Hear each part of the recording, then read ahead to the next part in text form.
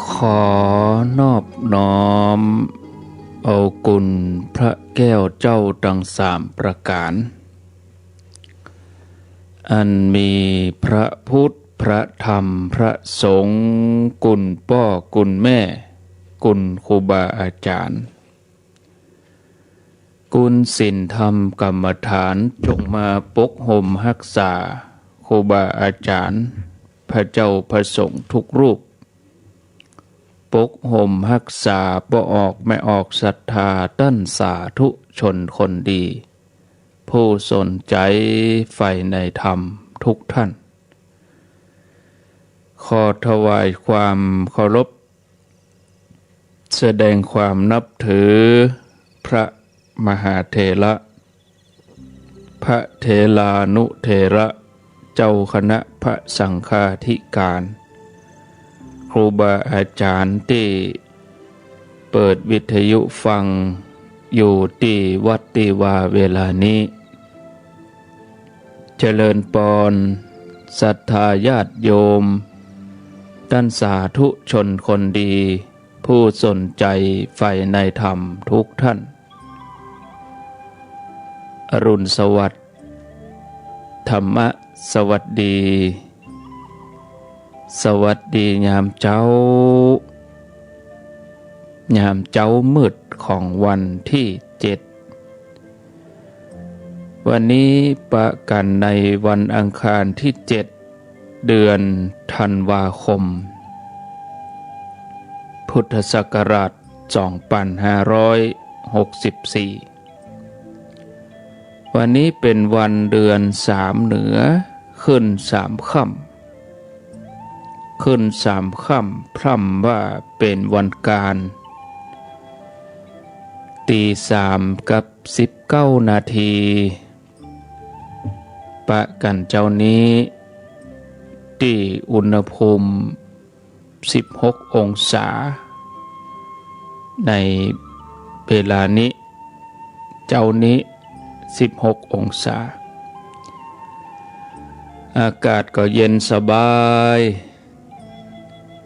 ต้อนรับท่านทั้งหลายเข้าสู่รายการเสียงธรรมแสงทองสัพเพเหระปกิณกะใกล้แจ้งดำเนินรายการโดยอัตมภาพพระครูอภิวัฒนวิกรมวัดปากดังเจริญตำบลดอยหล่ออำเภอดอยหล่อจังหวัดเชียงใหม่เป็นผู้รับผิดชอบดำเนินรายการมาพบกับญาติโยมท่านสาธุชนท่านผู้ฟังทั้งหลายเป็นประจำในเจ้ามืดอากาศเย็นๆอย่างนี้สลับสับเปลี่ยนกับท่านชัยวัฒน์นาคเสโนวัดพระธาตุดอยน้อยอาตมาภาพดำเนินรายการวันอาทิตย์วันจันทร์วันการแล้วก็วันพุธเมื่อเจ้าผัดศุกร์เสาร์ก็เป็นท่านชัยวัฒน์นาคเสโนสลับสับเปลี่ยนกันแต่ว่าวันพุธนี่จะเป็นการเริ่มรับฟังการถ่ายทอดทางสถานีวิทยุในช่วงเจ้าอย่างนี้ทุกคลื่นทุกสถานีตั้งแต่เวลาตี 3มันพวกก็ถ่ายทอดกิจกรรมงานปฏิบัติธรรมตีม่อนพระเจ้า42เมืองก็จะเดินทางไปวันนี้แล้วญาติโยมฉันเข้าง่ายเข้าเจ้าแล้วก็จะไปประมาณ8 โมงปลายก็ออกเดินทางไปถึงปูนก็คงจะตอนบ่ายญาติโยมหลายท่านก็จะไปวันนี้ก็มีบางท่านก็จะไปวันพุธก็มีก็เอาความสะดวกสบายของท่านทั้งหลายว่ามาปะกันแล้วบ่ฮื้อได้ขาดแคลวเสียเวลา วันนี้อยู่ด้วยกันตึกตี4 ตีสี่ถึงตีห้าก็ฟังท่านสาธิตธีระปัญโยแล้วตีห้าถึงตีห้าครึ่งอาตมาภาพก็จะมาเข้ารายการแถมกรรมตีห้าครึ่งท่านสาธิตเปิ้นก็จะได้จัดรายการยาวไปจนถึงเวลา7 โมงสติปัฏฐานในการเจริญภาวนา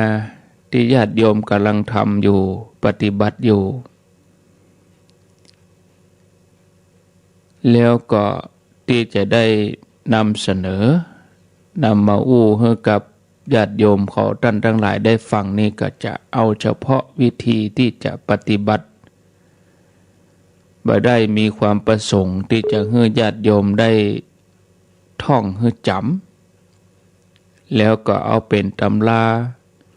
ไปอู้ไปกล่าวแต่เน้นหนักในการปฏิบัติเพื่อให้ญาติโยมเขาทั้งหลายเข้าใจปฏิบัติอย่างง่ายเพื่อให้เข้าใจว่าสติปัฏฐานสี่มีอยู่พร้อมแล้วในกายในใจของเฮาทุกคนบัดเดียวแต่นั่นก็เป็นของดีเลิศผู้ใดตั้งใจแล้วก็เริ่มใส่ยอมปฏิบัติตามโดยความบ่ประมาทคือเต็มความสามารถของตัวเองแล้วองค์พระสัมมาสัมพุทธเจ้าพระองค์ยังทรงตรัสไว้ว่าอย่างจ้าสุด7 ปีอย่างเวยที่สุดก็7 วันอย่างสูงต้องถึงอรหันต์อย่างต่ำอย่างน้อยก็อนาคามีตัวนี้เป็นธรรมที่เราบรรดาพุทธศาสนิกชนพึงปรารถนาโดยทั่วกันหลายท่านเคยปฏิบัติหลายท่านได้มีครูบาอาจารย์นำปฏิบัติหรือว่าได้ลงมือปฏิบัติด้วยตัวเองก็ควรจะนำสิ่งที่ตัวเองได้ปฏิบัตินั้นมาต่อยอดบ่ย่อหย่อนญาติโยมทั้งหลายถ้าปฏิบัติให้ถูกต้องจนเข้าถึงสติปัฏฐานจะต้องมีลักษณะอาการแล้วก็ความรู้สึกที่เป็นเหมือนดังที่ครูบาอาจารย์เปิ้นได้เปิ้นได้สัมผัสเพื่อจะได้เป็นเครื่องวัดเทียบกับเวลาปฏิบัติ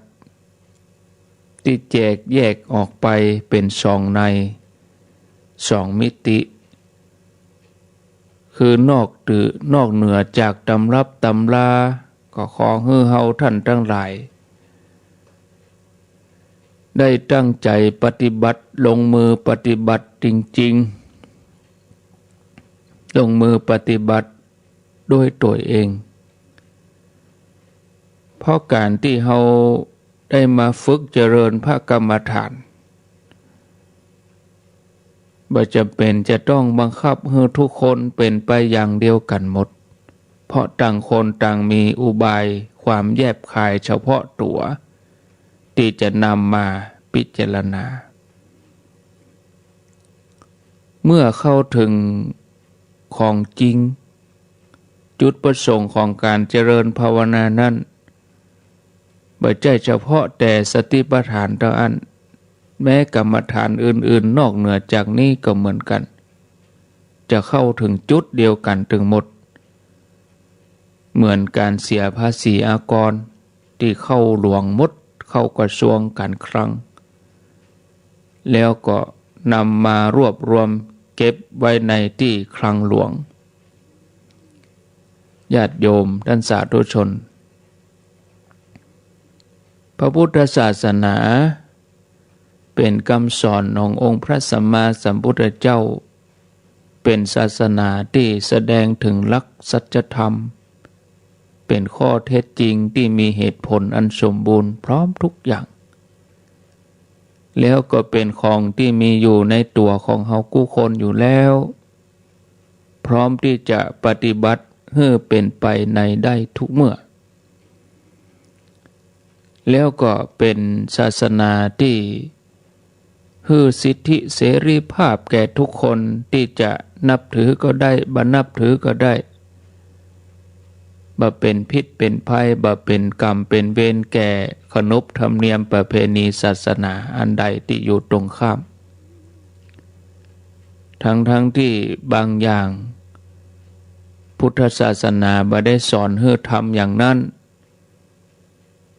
เข้าหลักดีว่าชั่วช่างชีดีช่างพราหมณ์หรือว่าวัวไผ่เข้าคอกคนนั้นก็เลยเป็นศาสนาที่มีความเชื่อในหลักความจริงของตัวเองโดยที่บ่มีการหวั่นไหวสมัยเมื่อที่พระองค์ยังมีพระชนม์อยู่บางครั้งองค์พระสัมมาสัมพุทธเจ้าพระองค์ก็เคยเสด็จไปเยี่ยมเจ้าลัทธิต่างๆเป็นลัทธิใหญ่ๆในสมัยพุทธกาล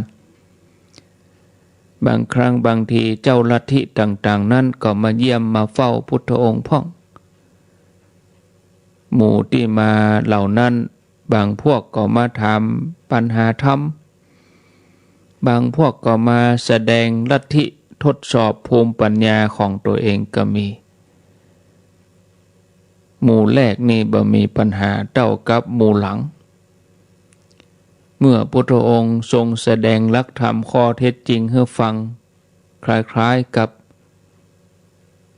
โดนศอกกลับเข้าไปเจ้าลัทธิบางคนถึงกับยอมตัวเป็นลูกศิษย์ของพระองค์ก็มีแต่ก็ยังมีเจ้าลัทธิที่มีมิจฉาทิฏฐิที่มีความหันมีมานะสูงเมื่อปิกไปแล้วก็ยังให้เกิดความคิดทบทวนถึงเหตุผลนั้นๆกึดจัดเมินเหมือนกันเพราะว่าหลักวิชาเหล่านั้นพระองค์ได้ทรงศึกษามาอย่างคล่องดีแล้วพระองค์ได้ศึกษามาตั้งแต่เมื่อพระองค์ทรงพระเยาว์ศึกษามาถึง18สาขาวิชา18แขนงเป็นวิชาไตรเพศเป็นวิชาสรีรศาสตร์พระองค์ได้ศึกษาจากครูวิศวามิตรได้ศึกษามาดีแล้วฉะนั้นก็เลยเป็นของที่แบบแปลกอย่างที่พระองค์จะสามารถแก้ไขปัญหาของบรรดาเจ้าลัทธิต่างๆแม้นักพจน์ที่หลงติดอยู่กับฌานสมาบัติพระองค์ก็สามารถแก้ไขให้ท่านเหล่านั้นได้เดินทางได้อย่างถูกต้องด้วยความชำนาญในการที่พระองค์ได้ทรงบำเพ็ญมาอย่างยาวนานแล้วก็คล่องดีแล้วอันนี้คือน้ำพระทัยขององค์พระสัมมาสัมพุทธเจ้าที่พระองค์ได้ชำระให้บริสุทธิ์โดยการปฏิบัติตามมรรคมีองค์8อริยสัจธรรมทั้ง4มีทุกขสัจจะเป็นต้นก็เลยมาปรากฏในขณะนั้นอันนี้เป็นจุดแรกของพุทธศาสนาใจมีอันเดียวบ่ได้มีนักที่ว่านักนั่นเป็นอาการของใจตั้งหากผู้ที่ยังบ่ได้ฝึกอบรมชำระอาการของใจให้รวมเป็นหนึ่งเดียวสัจธรรมของจริงจะบ่ปรากฏให้หันเลยจะหันเพียงแต่อาการของใจนั่นคือกิเลสเท่านั้นพุทธองค์เมื่อทรงบำเพ็ญทุกขกิริยาพระองค์ได้บำเพ็ญมา6 ปีพระองค์ได้ทรงนำเอาหลักวิชาที่ได้ศึกษามาทดสอบความจริงด้วยตัวเองก็บ่เป็นผลสำเร็จ มีจะทำให้ใจนั้นฟุ้งเพ้อกระซับกระส่ายบ่มีความสงบแม้แนวปฏิบัติก็เต็มไปด้วยลัทธิที่มีวิธีการกดบีบบังคับบ่เป็นไปเพื่อความสละปล่อยวางก็เลยบ่สามารถทำให้พระองค์ตรัสรู้สัจธรรมของจริงได้เมื่อพระองค์ทรงย้อนมาดำเนินตามแนวการปฏิบัติตามทางสายกลางแล้วพระองค์ก็นำฌานสมาธิที่พระองค์เคยได้ปฏิบัติเมื่อยังทรงพระเยาว์บังเอิญซึ่งตอนนั้นก็บ่มีไผสอนให้แล้วจิตก็สงบได้เข้าถึงองค์ฌานได้จนสำเร็จโพธิญาณเป็นพระสัมมาสัมพุทธเจ้าตรัสรู้เองอันนี้แสดงถึงเรื่องฌานสมาธิมรรคปฏิบัติเป็นเครื่องกำจัดชำระกิเลสอารมณ์เครื่องเศร้าหมองของจิตแล้วจิตถึงจะบริสุทธิ์ผุดผ่องอยู่แต่ผู้เดียวเมื่อจิตผุดผ่องใสสะอาดอยู่โดยปกติเฉพาะปัจจุบันแล้วสิ่งอื่นนอกจากจิตอาการของจิตอารมณ์ของจิตกิเลสธรรมทั้งหลายที่จะเกิดขึ้นที่จะมีขึ้นก็ปรากฏให้หันชัดณที่แห่งเดียวทั้งนั้นความรู้อันนี้ก็เลยเป็นไปเพื่อการชำระใจให้บริสุทธิ์แล้วก็ได้ทำที่บริสุทธิ์สมกับพุทธภาษิตที่ว่าธรรมทั้งหลายมีใจถึงก่อนมีใจเป็นใหญ่สำเร็จด้วยใจ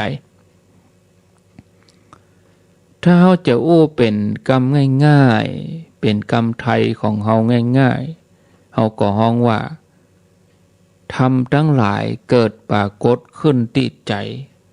หูได้เฉพาะตนปัจจัตตังฉะนั้นใจก็เลยประเสริฐกว่าทุกสิ่งทุกอย่างเพราะใจเป็นผู้ฮื้อความสำเร็จในทุกอย่างเนื่องจากพระธรรมที่พระองค์ตรัสรู้นั้นเป็นของมีค่ามหาศาลถึงแม้จะใจจ่ายเท่าใดเท่าใดถ้ายังมีผู้มาฮับอยู่ธรรมะนั้นก็บ่มีวันสิ้นเปลืองแม้แต่น้อยบ่เท่าแต่นั้นก็ยังจะเพิ่มคุณค่าให้แก่ผู้ฮับให้แก่ผู้ฮื้อผู้มีคุณธรรมอันบริสุทธิ์ก็เลยเป็นผู้ที่บ่มีความตระหนี่ในสิ่งทั้งหลายทั้งปวงถึงแม้คุณธรรมทั้งหลายจะมีอยู่พร้อมตึงกายตึงใจของทุกคนแล้วแต่สิ่งที่หุ้มห่อของธรรมคือกิเลสยังบ่ได้ชำระปัดเป่าออกไปธรรมนั้นก็เลยยังบ่ปรากฏบ่ฮื้อได้หันอย่างเดียวกันกับเมื่อก่อนแต่พระองค์จะตรัสรู้ฉะนั้นพระองค์ก็เลยทรงนำเอาแนวปฏิบัติที่พระองค์ได้ทรงดำเนินมาแล้วมาสอนเหล่าพุทธบริษัทให้ได้ปฏิบัติตามกายกับใจเป็นของอาศัยกันอยู่เมื่อการกระทำดีหรือชั่วก็จะต้องอาศัยกันและกันการที่จะฝึกฝนชำระสะสางก็ต้องทำไปพร้อมๆกันการจะชำระกายให้สะอาดต้องอาศัยศีลเป็นเครื่องชำระเป็นเครื่องฟอกศีลที่จะมีสมรรถภาพสามารถฟอกกายให้สะอาดได้นั้นต้องอาศัยใจมีเจตนางดเว้นในความผิดหรือว่าความชั่วนั้นที่กายเคยทำมาก็ดีก็ว่าที่กำลังทำอยู่ณเวลาบัดนี้แล้วกำลังจะทำต่อไปด้วยความรู้สึกสำนึกในใจแล้วก็เกิดความละอายแก่ใจตัวเองแล้วก็ตั้งใจวิ วิรัติงดเว้นโดยบ่ได้มีข้อแม้ใดๆผู้หันโทษในความผิดแล้วเกิดความละอายแก่ใจตัวเองในทุกสถานตั้งจิตวิรัติงดเว้นในโทษนั้นๆโดยความบริสุทธิ์แล้วก็หันคุณค่าของศีลผู้มีคุณธรรม3อย่างนี้เป็นพื้นฐานอยู่ในใจแล้วจะรักษาศีล5 80 227บ่เป็นการลำบากเลยแล้วก็เป็นไปเพื่อความบริสุทธิ์อย่างแท้จริงแล้วก็ถูกต้องตามพุทธประสงค์ขององค์พระสัมมาสัมพุทธเจ้าศีล5ศีล8ศีล10ศีล227ถึงแม้จะเป็นเครื่องกำจัดกิเลสความชั่วก็ตามแต่ก็บ่ได้บังคับกะเกณฑ์ให้ไผปฏิบัติอันบ่ใจเป็นความประสงค์ของพุทธศาสนาแล้วการกระทำอย่างนั้นก็บ่เป็นบุญเป็นกุศลแถมตัวแต่จริงแล้วศีลตั้งหลายถึงหมดเป็นเครื่องกีดกันบ่ให้กายใจของเฮาเล็ดลอดตกไปสู่ทางที่ชั่วต่างหากผู้ใดรักษาศีลเพราะหันว่าเป็นข้อบังคับผู้นั้นก็จะมาเป็นทุกข์เป็นบาปเป็นทุกข์กับศีลเป็นบาปเพราะรักษาศีลบ่ได้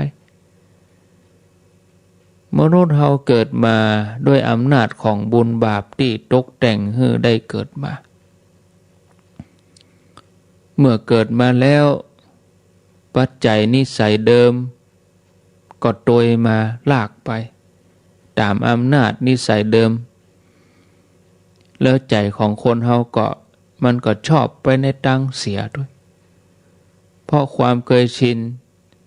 ความเคยตกเป็นทาสของมันมาเมินแล้วฉะนั้นเมื่อจะรักษาศีลประเภทไหนก็ตามก็เลยรู้สึกอึดอัดลังเลกลัวจะบ่ได้ทำชั่วที่เคยทำมาแล้วก็จะทำต่อไปแถมโดยเหตุที่เฮาได้มอบจิตของเฮาให้ไปอยู่ในการบังคับบัญชาของกิเลสความชั่วเมื่อกิเลสผู้อยู่เหนือมาบังคับบัญชาก็ทำเฮาเดือดร้อนแต่เมื่อกิเลสถูกกีดกันด้วยการรักษาศีลจิตของผู้ที่อยู่ใต้บังคับบัญชาก็เดือดร้อนไปด้วยฉะนั้นศีลก็เลยเป็นศีลที่ทำให้โทษเป็นบาปแก่ผู้รักษาเพราะสมทานศีลเข้าไปก็คอยแต่กาลเวลาว่าอยากจะให้หมดเขตของการรักษาศีลเมื่อได้จะออกวาสากองหาอยู่นั้นเมื่อใดจะหมดเวลาในการปฏิบัติก็กองหาเวลานับวันอยู่นั้นแม้ผู้ที่เข้ามาปฏิบัติผู้ที่เข้ามาบวชเป็นพระเป็นเณรเป็นโยคีแม่ชีเป็นอันยังก็ทำนองเดียวกันนี้บางทีรักษาศีลไปก็เพื่อโชคลาภรักษาศีลไปก็เพื่อหายโรคภัยทั้งหลายเลยกลายเป็นศีลพระเป็นศีลเจ้าศาสนาพระเป็นเจ้าไปรักษาศีลแบบที่ว่าเป็นทาสของกิเลสถ้ายังกึดใจอีกก็หมายถึงว่าสิ่งที่ลงทุนไปนั้นมันก็เจือไปด้วยกิเลสเสียบ่ได้ผู้ที่หันโทษของการได้ผิดศีลก็คือการได้หันด้วยใจตัวเองด้วยปัญญาของตัวเองเกิดความละอายต่อบาปกรรมที่ตัวเองทำไปแล้วก็ตั้งใจมั่นแถมใหม่ในกุศลงดเว้นกรรมชั่วเมื่อตัวเองได้ทำกรรมดีก็เกิดความภูมิใจอันเนี้ยรักษาศีลอย่างนี้เป็นการรักษาศีลอย่างแท้จริงบ่ใช่รักษาเพื่อจะได้โชคลาภบ่ใช่รักษาเพื่อจะพ้นเคราะห์ รักษาเพื่อประโยชน์ตัวเองในการจะเกิดความละอายแก่ใจงดเว้นการทำความชั่วอย่างนี้องค์พระสัมมาสัมพุทธเจ้าพุทธองค์ทรงสั่งสอนแนะนำพุทธสาวกของพระองค์เบื้องต้นติศีลเกี่ยวเนื่องด้วยกายวาจาเป็นของหยาบอยู่ที่จะแสดงออกมาให้ปรากฏแก่สายตาสาธารณชนเพราะศีลเป็นของประเสริฐกว่าสิ่งใดๆในโลกทั้งหมดในมนุษย์นี้พร้อมด้วยเทวดาพญาอินทร์พรหมก็เทิดทูนศีลนี้ว่าเป็นของประเสริฐผู้ที่เอาศีลเข้ามาไว้ในกายในใจของตัวเองแล้วผู้นั้นก็จะเป็นผู้ประเสริฐไปโดยประเสริฐด้วยศีลถึงแม้จะดำรงความเป็นฆราวาสผู้นั้นก็ได้ชื่อว่าเป็นอริยะตั้งต้นตั้งแต่พระโสดาบันขึ้นไปเปิ้นก็มีศีลเป็นประจำมนุษย์คนเราผู้เกิดมาแล้วบ่มีศีลเลยแม้แต่ข้อเดียวก็ได้ชื่อว่าเป็นผู้ที่บ่รักศักดิ์ศรีของตัวเองเป็นที่น่าเสียดายลำดับต่อไปพระองค์ก็ทรงฝึกอบรมด้วยการระวังสังวรในอินทรีย์ถึง6แล้วก็สังวรในการบริโภคใจสวยปัจจัย4มีเครื่องนุ่งห่มเป็นต้นตอนสุดท้ายระวังสังวรในการแสวงหาปัจจัย4แต่โดยทางที่ชอบศีลก็เลยเป็นการประพฤติพรหมจรรย์เป็นการปฏิบัติขั้นต้นที่จะฝึกที่จะปฏิบัติในขั้นอื่นศีลเป็นพื้นฐานของสมาธิถ้าศีลนักแน่นแล้วฌานสมาธิปัญญาก็เกิดด้วยคุณธรรมที่หนักแน่นแล้วก็กว้างออกไปแถมผู้ที่บ่มีศีลบริสุทธิ์จะเอาอันหยังมาเป็นเครื่องวัดตัวเองจะเอาหยังมาประเมินตัวเองญาติโยมมนุษย์คนเฮานั้นเกิดมาเพราะกรรมดีกรรมชั่วนำให้มาเกิดแล้วก็นิสัยดีนิสัยบดีนิสัยชั่วเคยทำมาจนเคยชินฉะนั้นใจก็เลยชอบตกไปในทางที่ต่ำได้ง่ายก็จะต้องใจศีลเนี่ยเป็นเครื่องป้องกันบ่ให้ใจไปตกต่ำพร้อมกันนั้นก็ได้ชื่อว่าได้นำพระธรรมมาปฏิบัตินะถ้าจะห้องกายใจของคนเฮานี่ว่าเป็นตู้พระธรรมก็คงบ่ผิดถ้ามีศีลไว้ในตัวไว้ในกายในใจพระองค์ตรัสรู้สัจธรรมคือของจริงก็มาทรงรู้ของจริงซึ่งมีอยู่แล้วในกายในใจของพระองค์เมื่อพระองค์ประกาศพระสัจธรรมของจริงก็จี้ให้แต่ละคนได้หันธรรมที่มีอยู่พร้อมแล้วในกายในใจของตัวเองทั้งนั้นผู้ได้ฟังแล้วตึงมดตึงมวลเมื่อหู้เมื่อเข้าใจก็มาหู้แล้วล้วนแต่เป็นของที่มีอยู่ในกายในใจของตัวเองต่างคนก็ต่างละกิเลสความชั่วด้วยตัวเองโดยบ่ได้บอกได้นัดแนะไผฉะนั้นผู้ที่เกิดมาได้รูปนามหรือว่ากายใจอันนี้แล้วก็เลยได้อย่างเต็มปากได้อย่างภาคภูมิใจว่าเฮาเกิดมาได้ลาภอันประเสริฐนั่นคือธรรมขององค์พระสัมมาสัมพุทธเจ้าแต่เป็นที่น่าเสียดายอยู่น้อยที่เฮา บอกฮู้ว่าจะเอาไปประดับที่ไหนธรรมะตัวนี้เมื่อได้มาแล้วถึงแม้พระพุทธเจ้าพระองค์จะทรงบอกวิธีใจแต่ผู้ที่ใจบางทีก็ใจยังบ่เป็นเนี่ยก็ยังมีอยู่นับบ่ถ้วน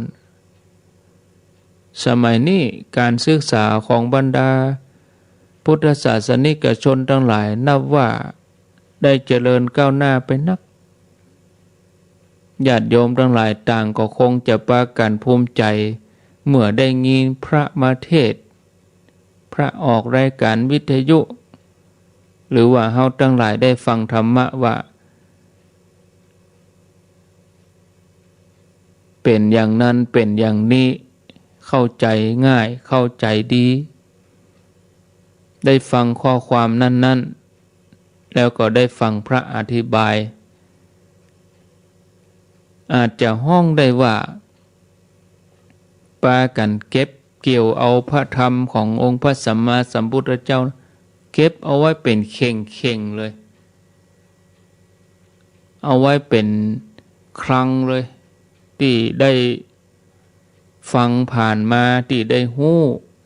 ที่ได้ปฏิบัติก็ดีที่ได้ฟังมาก็ดีศรัทธาญาติโยมถ้าจะเก็บไว้นี่นะโอ้คงจะได้หนักมากมายแต่เฮาทั้งหลายเฮาฟังแล้วมันก็ผ่านเลยไปถ้าเฮาปากันลงมือปฏิบัติให้ถูกส่วนให้ถูกดีลงมือปฏิบัติแล้วสัจธรรมความจริงนั้นเฮาก็จะหันด้วยปัญญาที่ว่าปัจจตังนั่นนะคำสอนของพระพุทธเจ้าก็จะเปล่งแจ้งเกิดขึ้นมาในใจสว่างจ้าศรัทธาญาติโยมท่านทั้งหลายเนาะพอเวลาแล้วก็ตี 3กับ50 นาทีโอ้เวลาก็โวยเหมือนกันพอเวลาแล้วนี่ก็กำเดียวจะได้ฟังท่านสาธิตธีระปัญโยสถาบันธรรมาภิวัตรอำเภอ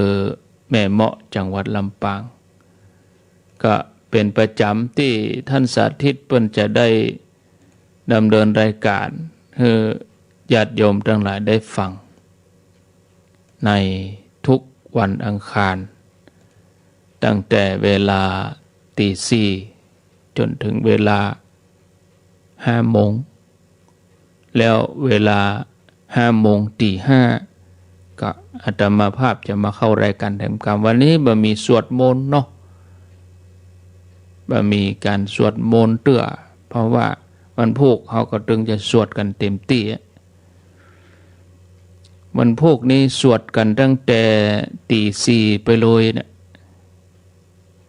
ตี 4ตี 4 ครึ่งไปถึง5 โมงครึ่ง6 โมงปุ่นเอาแจ้งว่าตึมฟังอันยังกันหรอวันพุธเนี่ยแล้วก็ญาติโยมก็ฟังไปตัวแล้วก็นึกถึงบรรยากาศไปตัวอาตมาคาดว่าอากาศก็คงจะเย็นกว่าที่เป็นอยู่นี่นักประเด็นนี้ที่เฮานี่16 องศาถ้าว่าที่ดอยนางแก้วนี่ก็ประมาณ12 องศาต่างกันประมาณ 4-5 องศาแต่ถ้าบ้านเฮาสัก14นี่ดอยนางแก้วนี่ก็ประมาณ10 องศาถึง9 องศาเมื่อเจ้านะญาติโยมทั้งหลายขวายม้าก็ยังแคว้น แต่ว่าเมื่อวันก็เย็นสบายจัดงานหน้านี่ม่วนดีบ่เปลืองพัดลมบ่เปลืองน้ำแข็งไปรึมถามหาน้ำแข็งนะพัดลมก็บ่เปลืองมันบ่เป็นเหือเป็นไข้ดีทำงานหน้าเนี้ย นะหลายท่านก็ตื่นขึ้นมาแล้วนี่นอนฟังอยู่นี่ม่วนอกม่วนใจก็ฟังกันไปเนอะศรัทธาญาติโยมอาจจะม้อยรับไปพ่องก็บ่เป็นหยังขวายมาก็ก้อยตื่นขึ้นมาทำภารกิจหน้าที่ของตัวเองต่อไปตั้งแต่วันพุกไปนี่ก็ขอเชิญชวนญาติโยม8 ถึง 12ก็ทยอยไปบรรจุวัตถุมงคลบรรจุพระผงพระอัญญังต่างๆแต่ว่าก็มีคนเอามาฝากนี่หลายท่านก็ขวายมาก่อนก็มาอู้ให้เปิ้นฟังเนาะหลายคนเอามาฝากไว้ไม่ได้ไปด้วยตัวเองทยอยไปญาติโยมไปเจ้ไปซุมนุมคนนักคนหลายอย่างบางคนก็ย่ำตันอย่างตะกัวแล้วก็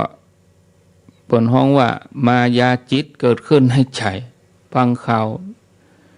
โลกใหม่มาแล้วระวังนะมันติดง่ายนะเกิดจินตนาการเกิดความกลัววิตกกังวลไปมันบ่ใช่ง่ายอย่างอันปล่ำปเหลือก็ญาติโยมพอทั้งหลายใส่หน้ากากอนามัยใส่แมสใส่หน้ากากมีเจลพกติดตัวไว้ป้องกันมันใช่ว่ามันหันเฮามันโดดใส่มาโลกนี้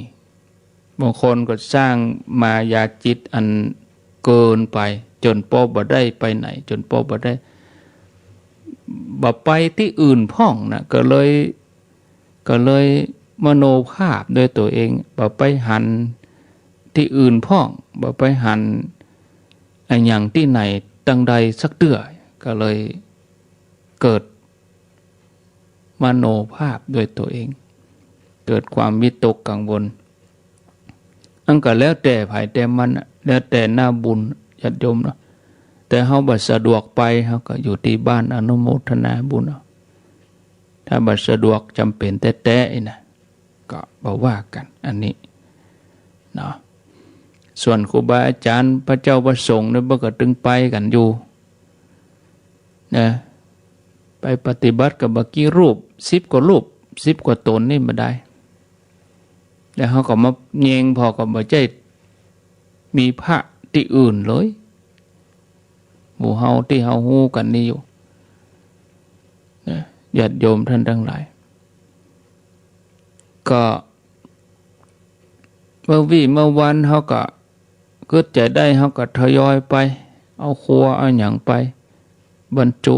ห่อเข้าไปคนเดียวเลยเพื่อความปลอดภัยห่อเข้าไปคนเดียวถึงเวลาหิวมาก็เตะให้กินสบายดีจะไปผักเจ้าก็จะไปผักบ่ายก็ตามเจตนาของญาติโยมท่านทั้งหลายเนาะเอาละบ่เนาะวันนี้บ่ได้เปิดสายนะคงบ่ได้เปิดสายวันนี้ก็เดี๋ยวฟังท่านสาธิตต่อไปจนถึงเวลา5 โมงแล้วก็ตี 5ก็ก้อยมาปะกับอาตมาแถมกรรมอยู่ด้วยกันเกินชั่วโมงแล้วท่านสาธิตก็มาตี 5 กึ่งกำลังก็ถึงปุ่น7 โมงปุ่นเนาะสำหรับเจ้านี้ก็ขอได้พักการดำเนินรายการไว้เพียงตัวอีกก่อนขอบคุณอนุโมทนาบุญกับกุศลเจตนาของท่านทั้งหลายที่ฟังกันขอบคุณสถานีวิทยุทุกคลื่นสัญญาณท่านสาธิตพร้อมแล้วนิมนต์เลยครับนิมนต์ครับครับผมเจริญสุข